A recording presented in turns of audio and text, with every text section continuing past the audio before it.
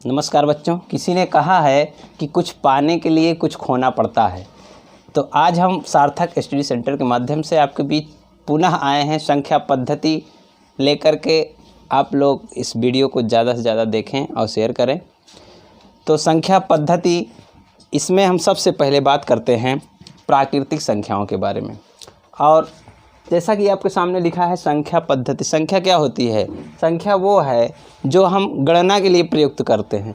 और प्राकृतिक संख्याएं जो गिनने में प्रयुक्त होती हैं वही संख्याएं क्या कहलाती हैं?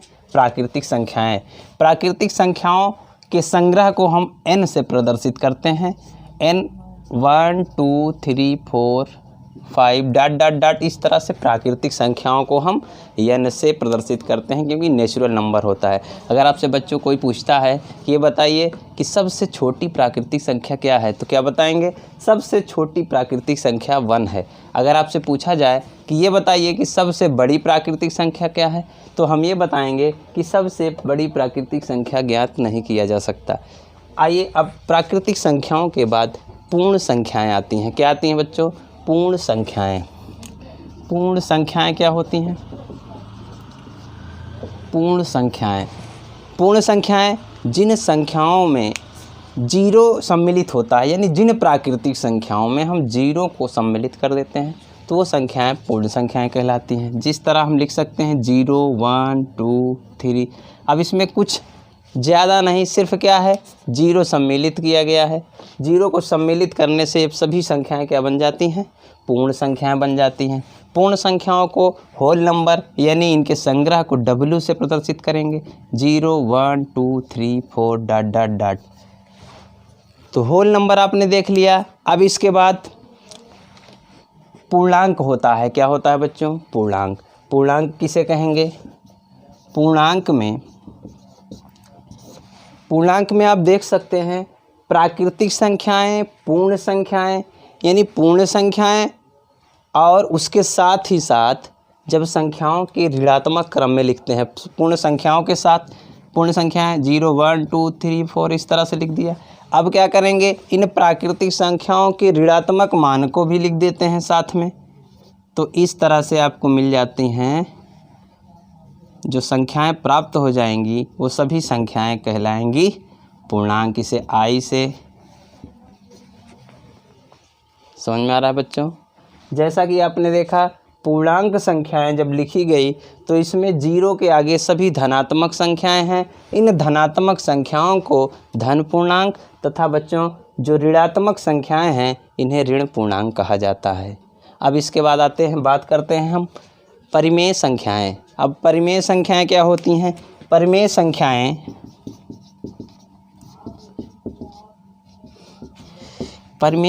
क्या हैं? Rational number.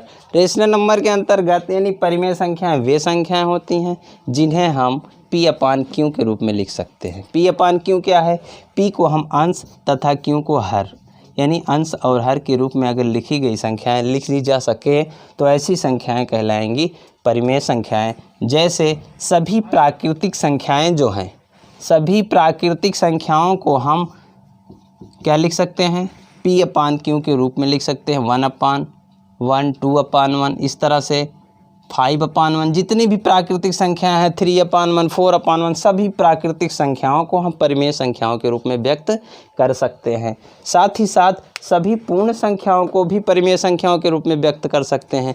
तो परिमेय संख्याएं में हमने क्या बताया? P/Q हो चाहे 5/2 हो या 3/5 हो, इन सभी संख्याओं को हम परिमेय संख्याएं कहते हैं। अब परिमेय संख्याओं के बाद क्या आता है बच्चों? अपरिमेय संख्याएं, जिनके बारे में भी हमको अध्ययन करना है। अपरिमेय संख्याएं, जो संख्याएं परिमेय नहीं हैं अपरिमेय कहलाएंगी। अर्थात जिन्हें हम अपरिमेय संख्याएं, जिन संख्याओं को यानी जिन संख्याओं को हम P/Q के रूप में नहीं व्यक्त कर सकते। P/Q का मतलब यानी हम भिन्न के रूप में नहीं व्यक्त कर सकते, वो संख्याएं कहलाएंगी अपरिमेय संख्याएं। जैसे √2 √3 इस तरह से पाई, ये सारी संख्याएं अपरिमेय संख्याएं कहलाती हैं।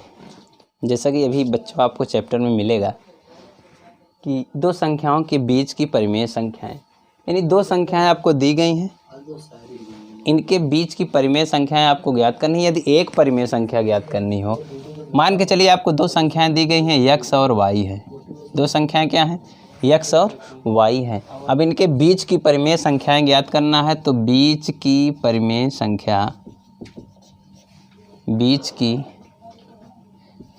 संख्या बच्चों, यदि एक परिमेय संख्या ज्ञात करनी हो तो सीधा सीधा आप x + y/2 यानी दोनों को जोड़ करके उसका आधा कर दीजिए।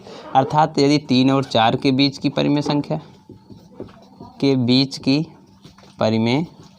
संख्या आपसे पूछा, तो आप क्या करेंगे? 3 + 4/2 यानी 7/2 इस तरह से निकाल लेंगे। लेकिन यदि अभी आपसे पूछा जाए कि 3 और 4 के बीच 5 परिमेय संख्या बताइए या 6 परिमेय संख्या बताइए, तो क्या करेंगे?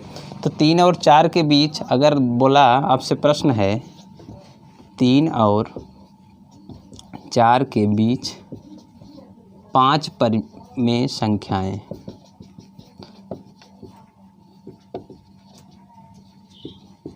ज्ञात करो, इस तरह से प्रश्न दिया, तो हम क्या करेंगे? 5 परिमेय संख्या, यहाँ से 5 उठाएंगे और 5 + 1 करेंगे, 6 होता है। इसको हम भिन्न के रूप में लिख लेंगे।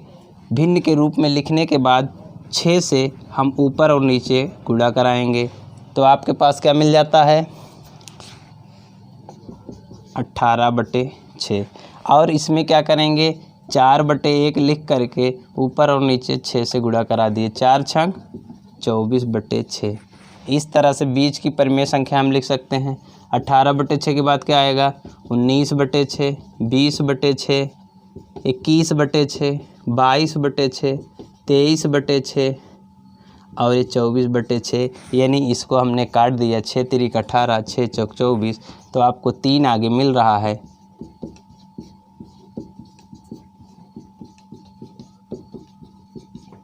और 4 पीछे। इनके बीच की 5 परिमेय संख्याएं बड़े ही आसानी से आप निकाल लिए।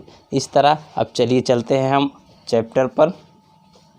चलिए प्यारे बच्चों, एनसीईआरटी बुक सॉल्यूशन में आप 1.1 देख सकते हैं। स्क्रीन पर क्वेश्चन आ रहा है, क्या शून्य एक परिमेय संख्या है तथा क्या इसे आप p/q के रूप में लिख सकते हैं, जहां p और q पूर्णांक है और q = ≠0।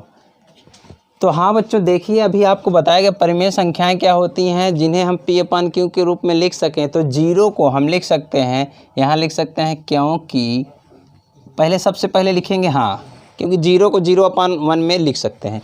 तो हाँ, क्योंकि 0 को 0/1 लिख सकते हैं, जहाँ 1 = ≠0। क्यों ≠0 हो? बस चलिए अगला क्वेश्चन आपका स्क्रीन पर। अभी 3 और 4 के बीच 6 परिमेय संख्याएं ज्ञात कीजिए। क्वेश्चन आ रहा है आपको स्क्रीन पर, 3 और 4 के बीच 6 परिमेय संख्याएं ज्ञात कीजिए। तो अभी आपको बताया गया 3 और 4 के बीच 6 परिमेय संख्याएं। 3 और 4 के बीच 6 परिमेय संख्याएं। अभी हमने बच्चों बताया था आपको, यदि एक संख्या ज्ञात करनी हो तो दोनों को ऐड करके हाफ कर देंगे, लेकिन 6 परिमेय संख्याएं ज्ञात करने के लिए हम क्या करेंगे? इस 6 पर चलेंगे, 6 + 1 कर देंगे, तो क्या बना? 7। अब 7 से गुणा करा देंगे, तो 3 × 7/7, और बीच में हम 6 संख्याएं लिखने का स्पेस छोड़ते हैं। उसके बाद 4 से हम 7 में गुणा करेंगे और 1 × 7 कर दिए, तो यहाँ बन गया 7 तिरिक 21/7। अब ये बन गया आपका 28/7। अब बीच में जो संख्याएं बनेंगी, 21 के बाद लिख सकते हैं 22/7, 23/7,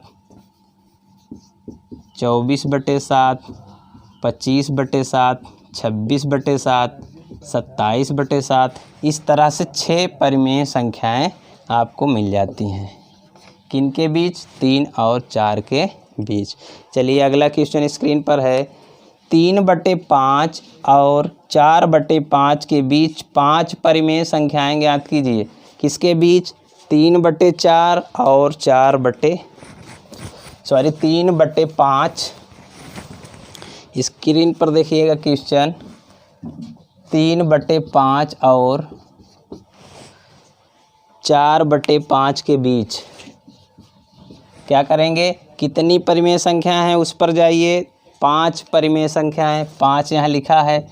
तो 5 पे हम क्या करेंगे? 5 + 1 6 कर दिए। अब 6 से इसमें अंश और हर में गुणा करा दीजिए 6। तो ये बन जाता है 6×3 18/30। और ये क्या बनेगा? 4/5 × 6 × 6 करेंगे तो 6 चौक 24/30। इस तरह से बना 18/30, 19/30, 20/30, 21/30, 22/30। देख रहे हैं सब लोग? 23/30, 24/30।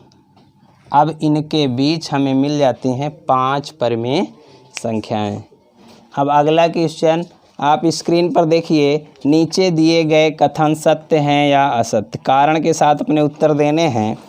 तो पहला कथन है, प्रत्येक प्राकृतिक संख्या एक पूर्ण संख्या होती है।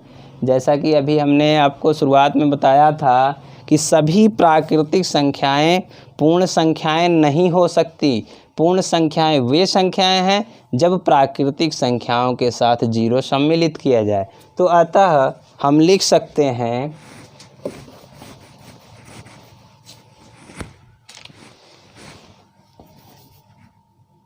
प्राकृतिक संख्याओं के साथ संख्याओं में 0 सम्मिलित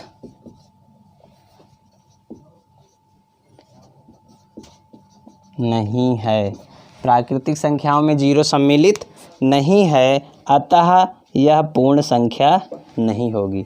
तो चलिए अगला, रुक जाइए सर। चलिए प्यारे बच्चों, देखिए स्क्रीन पर क्वेश्चन आ रहा है आपका कि नीचे दिए गए कथन सत्य हैं या असत्य? कारण के साथ अपने उत्तर दीजिए। तो पहला क्वेश्चन है, प्रत्येक प्राकृतिक संख्या एक पूर्ण संख्या होती है। तो आपको पता है पूर्ण संख्या में 0 सम्मिलित करते हैं तभी जो है पूर्ण संख्या होती है। पूर्ण संख्या क्या होती है? जब प्राकृतिक संख्याओं में 0 सम्मिलित किया गया। प्राकृतिक संख्याओं में 0 सम्मिलित किया गया, इसलिए क्या बना वो? पूर्ण संख्या। अर्थात सभी प्राकृतिक संख्या पूर्ण संख्या होंगी। ये बात क्या हो जाएगी? सत्य हो जाएगी। अगला क्वेश्चन है, प्रत्येक पूर्णांक एक पूर्ण संख्या होती है। प्रत्येक पूर्णांक क्या होती है? एक पूर्ण संख्या। जो पूर्णांक हैं वो पूर्ण संख्या कभी नहीं हो सकते, असत्य होगा, क्योंकि पूर्ण संख्याओं की सूची ऋणात्मक पूर्णांक सम्मिलित नहीं है। पूर्ण संख्याओं की सूची में ऋणात्मक संख्याएं नहीं सम्मिलित की जाती है। ओनली क्या किया जाता है? 0 से लेकर के आपको सभी प्राकृतिक संख्याएं लिखा जाएगा, बस इसमें ऋणात्मक नहीं होगा। तो प्रत्येक पूर्णांक एक पूर्ण संख्या नहीं हो सकते। अभी आपसे ये बात किया जाता कि प्रत्येक पूर्णांक जो है पूर्ण संख्या होती हैं, तो ये बिल्कुल बात असत्य है। चलिए अगला क्वेश्चन है, प्रत्येक परिमेय संख्या एक पूर्ण संख्या होती है। प्रत्येक परिमेय संख्या एक पूर्ण संख्या हो सकती है? तो प्रत्येक परिमेय संख्या एक पूर्ण संख्या नहीं हो सकती। परिमेय संख्या क्या होती है? जैसे 1/2, 3/4। अब ये पूर्ण संख्या तो नहीं हो सकती। इसको अगर हम डिवाइड करेंगे तो ये पूर्ण नहीं है, क्योंकि ये P/Q के रूप में है, तो ये पूर्ण संख्या नहीं हो सकती। ये बात भी असत्य है। चलिए आज आपका यहीं से चैप्टर समाप्त होता है। अगले चैप्टर में अगले वीडियो में मिलेंगे। तब तक के लिए नमस्कार।